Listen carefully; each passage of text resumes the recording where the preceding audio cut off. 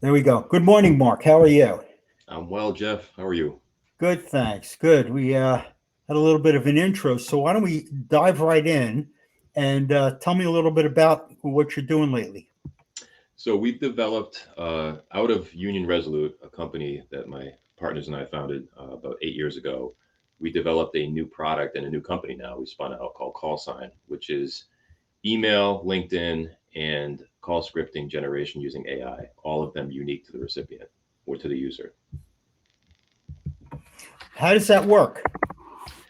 So essentially, if you're using, there are two sides of our business. One is the app side, which is for businesses that have sales teams that need generation of emails to be done by AI and give them time back to sell. And the other side is the API side that is sold into CRM companies and sales enablement companies. So for the app side, we're selling that into businesses that have salespeople that want to get time back so the salespeople can sell more, using our technology to actually write emails, schedule them, and send them. All of them unique to the recipient based on inputs using our technology. And it's pretty interesting because no one's pulled this off that we've seen yet. So, do you have use cases? Help me Yeah, understand how it fits into somebody's work. sure. So if you have a sales and let's say you have a sales enablement tool right now and you're using it to write emails. Essentially, you're taking templates, loading them into the system, editing them, scheduling them, and selling them. You are also using likely AI, which is OpenAI typically, and typically OpenAI writes emails that are one-offs. So you review them and then you go ahead and schedule them to send. What ours does in the case of the same sales rep, that person can load information into our system. It learns about the recipients, it learns about what you're selling, and then it writes emails based on prompts. They call prompt level technology, where essentially you're telling it what to write, not how to write it. And the system can come up with its own ways of actually writing these prompts for you as well. So let's say you are a salesperson, you want to send out emails every 2 weeks to 1,000 people. This will give you all of that time back of actually writing the emails, scheduling them, and sending them. You can now use our AI, test it, refine it, and then decide, okay, this is good. This is really, really well written content. I can now schedule it to all these people. All of that time you get back so you can now be a salesperson as opposed to an email writer, So, as an before I example. get to the benefit, I want to make sure I understand the use case, which is these are very personalized, they're hyper personalized emails. As personalized as they can be relative to what you want it to do. Yes, you can get it to be very hyper personalized or at a higher level personalized, but they're all individual and they're all unique. So, what would be kind of the difference between an email that this one writes, if you can give me a specific, that makes it better, right? An email that this would write, as opposed to, well, we all know what a templated email looks like. That's garbage, Right. right? Um, and if you can contrast it, setting aside the time savings of the individual having to customize it, can it do a better job of writing an email? And because we all know people are lazy and they don't have time to do all the research that they do and all that. So, in terms of content, can you help me understand kind of the advantage of it? Sure. So the advantage is that at first, every single email is unique. There's a benefit there. We can talk about that in a minute if you'd like. But second, every email is now connected to what the person does at their job. It can be connected to specific content, as an example, a press release or a case study. So you're talking about the ability, instead of going into, let's say, as an example, OpenAI, and it pulls information. If it does not know the answer, it creates content regardless. And oftentimes we've heard of these things called hallucinations. It will write something because it has to. If it doesn't have an answer, it creates an answer. So that can be actually a detriment to the emails. Ours will only write based on information. It goes into multiple LLMs, it goes into multiple content sets, and it looks for information. And there's something called retrieval augmented generation. Essentially, RAG technology is relatively new. This ensures that the data coming back, in short, I'm kind of boiling this down, but it ensures that the data coming back is actually true. So it allows you to pull from multiple sets of content and look at the data and see if it's actually true or not. And if it is, then it can leverage that data in the email. So all of the emails can be hyper personalized and or generally personalized, as an example, to what the person cares about based on their title. So if you write an email to 1,000 people, and there are typically in that set, there's likely hundreds, if not more, titles, and there's a lot of obscurity of titles, it's going to tie it to the person's title and give that person information relevant to what they would be interested in. Cares about merge tag, we call it, as one example on a kind of general level. And every single email is chartered to be unique. So if the title is even the same, the email is different. And there are huge benefits to that. So you're personalizing at scale. 100%. And QCing the content in an automated fashion. Correct. That's pretty good. That's pretty good. It hasn't been done that we've seen yet. And I want to be very careful what I say here. I don't want to drink our own Kool-Aid and say we've done something that the world has never seen, but we haven't seen it done yet. And what we're seeing now, based on really some of the benefits for a moment, if you want to go there for a second, tell you about the benefits. Yeah, absolutely. Yeah. A couple of quick ones. One is every single email being unique means that, and this is not a science, it's still an art, but AI is been deployed in the email providers. So they're looking for emails that are templated, sequenced, right? And others, true, that are spam. So it's using AI to figure out, is it spam or not? Did a human write this or not, et cetera. So the benefits in ours is that you have every single email being unique. You have a much higher propensity of it getting delivered. And secondarily, getting opened and responded to. We had a call with a major technology company, name unsaid, where this is early on before we actually launched the company. We went out there and said, do we have product market fit? So we started talking with people. Director of Dell says, this is interesting. Sorry, we'll edit that. Director of this company says, we're very interested. We're looking at this kind of stuff. So you've got our attention. Brings us to a call with 3 senior VPs. I said, why are you all on this call? And they said, if you pull this off, we're very curious. We'd like to learn more about it. And one of the SVPs said to me, it's not about deliverability and click-through. That's the bonus. He called it the gravy. And he said, I'm a meat and potatoes guy. You're giving us time back across 850 sales reps in my division where they can be selling and not writing emails. So the kind of life cycle here is truly around time back, better deliverability, better click-through. You measure what it is that you're looking for. We can't substantiate exactly how much better it's going to be from deliverability and click-through, because that could be, there's a lot of factors we don't control. We don't want to hang our hat on that, but that definitely is a very big benefit to writing individual emails. So let's get over to the time back factor. Is there a metric on that you can talk about? Yeah, I mean, if you look at every single person is unique how they're going to use a tool, right? So there's a lot of variables here, but across people that are writing sequence templatized emails, they're getting a massive percentage over time back of the time that they spend on writing the emails. So it can be tens of hours per week per person over time, or it can snowball into literally 30 hours or 40, depending upon what they do with their time. A lot of people spend a lot of time writing emails, measuring them, sending them. And so for each rep, if you're getting 10, 20, 30% back of time, that's an incredible amount of selling. So let's say you've got a rep, and I kind of implied or inferred that you're doing this at scale, but I think I had the scale wrong. If you have an individual rep and he's got a pipeline, right? Mm-hmm.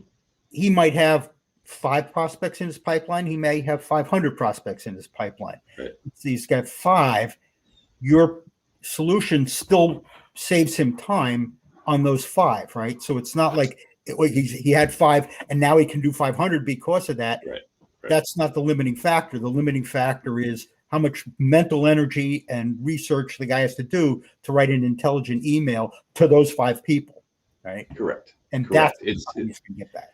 It can be used in so many different cases. I mean, you look at the case of account management, certainly can be used. If you look at warming up an old database of contacts, or you're looking at new prospects, or you're looking at kind of, to your point, 5 or 6 in the pipeline, you can leverage the tool in any way you really want. If you're using a tool like OpenAI to write the emails for you individually, why not look at this? Because it's definitely going to save you time. It's $99 a month per person, not to pitch it, but what's your time worth? And if you look at it from that perspective, you're sending emails at any level of scale. How much time does it take you to do that over the course of a year? And then take a look at that and see if it's a benefit. For prospecting and outreach on the cold level, it's a no-brainer. Right. It's a no-brainer. So last question, unless you point me in another direction here, in terms of applications and benefits and all that is, do you specify um, the theme of the email when you create it in terms of where they are in the cell cycle and how you want to advance them to the next stage of the cell cycle? Is that kind of part of the algorithm here? I think you have to boil it back a little bit to what a salesperson does and what they need to do. So the answer is yes, but it really depends on the sales rep. If the rep says, hey, listen, I need this to do X, Y, and Z, they're going to go into the system using a different kind of approach. They're going to say, okay, I have this entity at this stage of the sales cycle, so I want it to think this way. So I'm going to tell the prompting to think in a certain way. You're going to guide it to if you write an email, you say the email is meant to do X, right? I want this to do X. Then you're writing prompt technology using the system to give you samples of it. It actually can write the prompts for you. If you say intro email, follow-up email, case study, etc., it can actually write them, give you samples, and you can fine-tune it. So again, back to time. And also, of course, the output is much more productive, if you will. But that's the goal, is to say, what is your strategy at any level within the selling cycle, and how can you leverage something like this to do something at any level of scale that gives you that time back and also produces something better than you could do it. Because you can't write 500 emails individually. You can sit there all day long, like you and I do, and I'm looking at my Outlook here, and I write my emails. But if I'm using call sign for a purpose to get that time back, then it's not Mark Troy writing it. It's the Mark Troy's persona, so to speak, which is really incredible. It's incredible. That's cool. That because that solves a major problem. I tell clients, sales is time management. That is it. You assume a set of skills. You assume that you've got a goal and objective. Effective sales is time management. How can you get the most sales in the least amount of time? And in fact, the joke I tell people in sales training is, do you have too much quota left over at the end of the year? It's all about time management. Did you have enough time to get done what you need to get done? Prioritize. It sounds like a lot of fun. So that, how are you marketing it? How are you getting the word out about it? I know you're a great marketer, so I'm not worried that you can't, but I'm just, for the benefit of our audience, can you talk a little bit about what you're doing to get the word out? Well, you know how it is when you start a company. So we spun this out of our old company, Union Resolute, and then we raised money. So raising money to fund the operations to get things going like marketing and sales. We brought, as a sales and marketing discussion, we brought on a salesperson early because that was more knocking on the doors. Then we started to generate some content. We brought on an entity that's developing content for social, which is really a lot of fun. And we're being kind of whimsical with the brand. Salespeople, when you look at it, it's what do you go through in a daily process of a salesperson? So we're leaning into that kind of, I've sent 5 follow-up contacts. I'm wondering if you're ever going to respond to me. That it's a hard game, and we're trying to make it a little fun. So we've got content being created now. We have a PR firm we brought on as well. So now we're looking at telling the story. This is more of a storytelling play, in my opinion, getting it into the right areas, because AI is so fast and furious. I had the .com era when I was coming up in my career. That was incredibly frothy and crazy. This is faster and compressed and more hyper. So we're looking to get this out there as quickly as we can, get adoption, and tell the story so this gets picked up where we get some bylines. We talk about partnerships. We talk about clients we brought on. No one's seen this before, so we've got a story to tell. So now the marketing is starting to kick in so we can tell that story. And you're seeing it happen right now. Literally today is the first day of kicking off at the PR firm. So are you getting the traction that you're looking for, at least with the other media besides the PR, which is just starting up? Is some of the other stuff getting any traction? Yeah, it's people are interested. So going way back before we even launched, we went into LinkedIn and asked the question, if we developed this, would you be interested? And almost 2,000 people in 2 months said yes. So we were like, okay, we have a product. So now the story it's resonating pretty aggressively. And a few of our clients, we've got some enterprise clients that came on when we showed them, the progression of the technology. Every single time we show them a new kind of feature, if you will, they are excited, incredibly excited. So I think for us right now, we're ahead of the plan. We brought on an investment banker too to help us raise capital.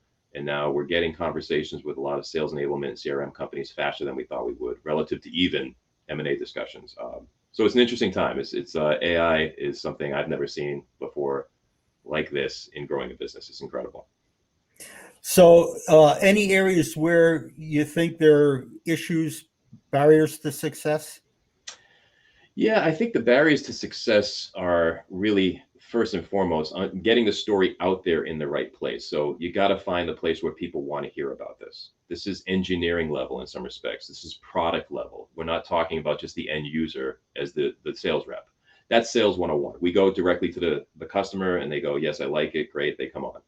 Going to the partners is really talking about the how we do what we do. And that's the bigger pipeline for us is the SDK, sales development kit, so software development kit that we created that is really meant to be plug this into a sales enablement company and a CRM company. That's the hardest part. But once you get that traction, it's almost like you hit the domino. It starts to fall and then they fall. So that's the first thing we've found in the sales process. Getting those people to see it was hard, but now they're seeing it. So I would say beyond that, it truly is about just blocking and tackling, traditional sales 101 type of stuff. You got to get the information in front of the prospect. And that's, not easy these days. So along those lines, what's your target market in terms of size of company that you want to go after? So on the app side, it's anyone with typically 5 sales reps and up. Anyone can use it. You could be an individual, go to a website, sign up and use it and play with it. But from a sales perspective on our side, we're looking for one to many. The 5 minimum kind of makes it an easy discussion. To, it's a year-long contract. If they come in, we'll set it up for them. Otherwise, they can go month to month and do it themselves. The ideal are entities with 100 to 1,000 reps. You do the math. Even discounted at $99, you bring that down to $69. That's a really good client, and that's where the large technology company conversation comes into play, where they say, "Yeah, this is about time and money back, if you will." Last question, in terms of going after, both in terms of the target market and some of the users, is this only for salespeople or could marketing use it? Marketing absolutely can use it. And I think it's a great question. In today's day and age, sales and marketing have become a kind of lumped department in some respects. Some companies don't really have quote sales. They have marketing. Other companies are sales first. They put their sales hat on number one.